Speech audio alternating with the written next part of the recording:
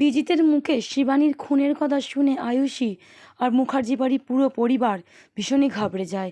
হ্যাঁ বন্ধুরা, পরশুরাম ধারাবাহিকে আজকের পর্বে দেখানো হয়েছে সে ভীষণই রেগে যায় বিজিতের ওপরে। বিজিত তখন পরশুরামের সঙ্গে কথা বলে। আয়ুষী বলে, কি বলছো তুমি এইসব? বিজিত বলে, প্লিজ প্লিজ আয়ুষী, তুমি আমাকে একটু কথা বলতে দাও।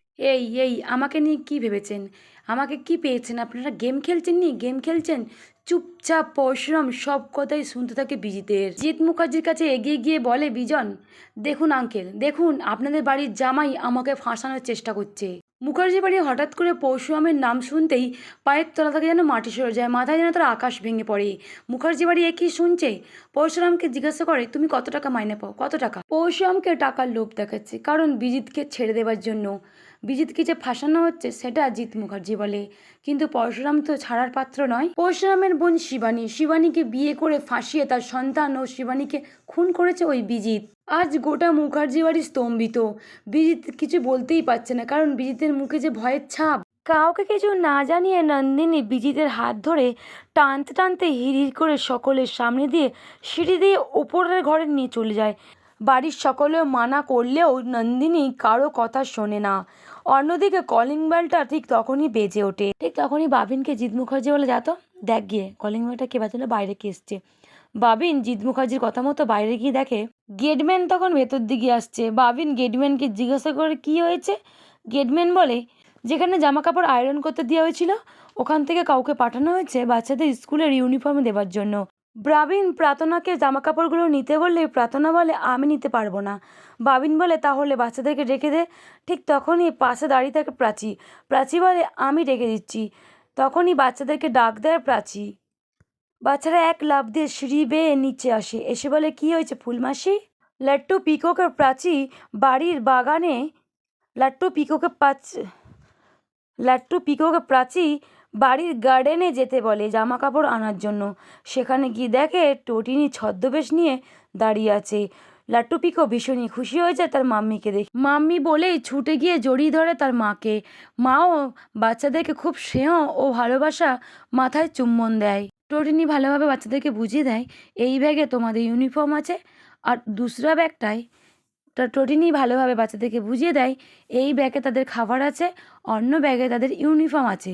বাড়ির কাউকে দেখাবে না, লুকিয়ে লুকিয়ে নিয়ে যাবে। সে কথা ভালোভাবে বুঝিয়ে দেয় টটিনি তার বাচ্চাদেরকে। পিকো বলে, মাম্মি তুমি একদম টেনশন নিও না, আমরা ঠিক লুকিয়ে লুকিয়ে নিয়ে যাব, তুমি কিন্তু সাবধানে যেও। টটিনি বলে, হ্যাঁ আমি তো সাবধানে যাব, তোমরাও কিন্তু সাবধানে থেকো। টটিনি লাভ ইউ বলে ওখান থেকে যেতে চাইলেই পিকো তখন বলে ওঠে, মাম্মি আমাকে একটা কিসি। ঠিক তখনই লাট্টুও বলে ওঠে, আমাকে একটা কিসি। বাচ্চাদের ওপর দায়িত্ব পালন করে ওখান থেকে চলে যেতে চাইলেই ঠিক তখনই পেছন থেকে বলে ওঠে Lattu Piku, mummy mummy I love you. Mummy আমরা কবে বাড়ি যাব? আর আমি খুব গর্ব করি আমার বাবা পরশুরাম। ওদিকে পরশুরাম বারান্দায় বসে বসে বারবার বলতে থাকে, আমি প্রমাণ করে দেবো বিজিত আর বিজন লাইরি একটাই মানুষ, আমি প্রমাণ করে দেবো।